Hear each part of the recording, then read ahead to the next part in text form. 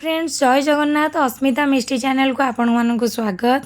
आज आम प्रस्तुत करवा रेस्टोरेंट स्टाइल नान से पुणी घरे चलतु स्टार्ट करवा। से मुझे दुईटी बड़ कप मैदा आ क्षीर तेल रिफाइन तेल आउ कला जीरा बेकिंग सोडा दही धनिया पत्र आउ लुण रिफाइन तेल चलतु स्टार्ट करवा। प्रथमे मैदा नेबे 2 कप मो मैदा नौची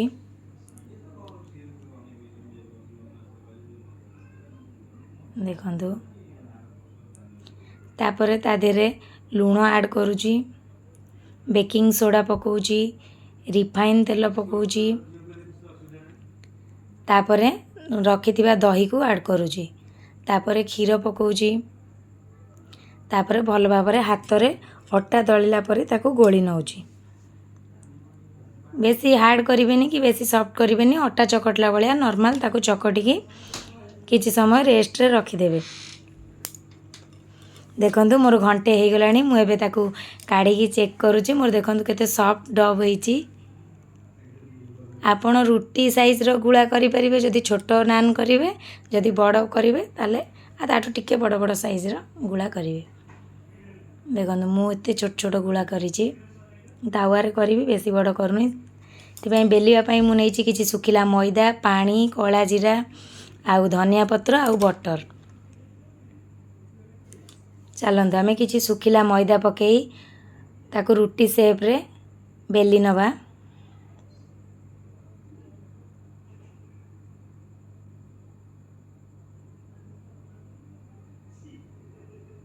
देखंतु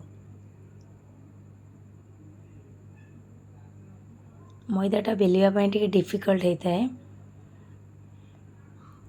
तापरे ता देहरे किछि कला जीरा देबा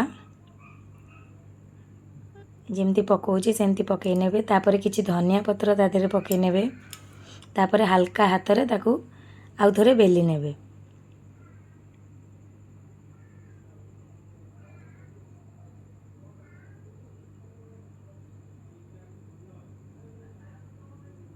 तापर ताकू उल्टई पछपटे किसी पानी मारिदेवे। आ हाँ यह आपण नॉनस्टिक तावारे करेंगे आपण लुहा तावारे करेंगे। देखो पकई दूची जेहेतु ता पछरे पानी लगी से पूरा तावारे चिपकी जाइए। मुझे किसी बटर पकई दी ताकू भल कि मैश कर दूची। देखो मो नान केते सुंदर फुली मुझे तावा उल्टई ता ऊपर पटटा ताकू हल्का सेकी दूची। देखो मो नान हो गला देखो केते सॉफ्ट होईची। आगो आपण कोबी चिल्ली सहित मु सर्व करूँ। निश्चय ट्राई करेंगे केमती लगिला कमेंट सेक्शन रे मते जणाइबे। रहूची धन्यवाद।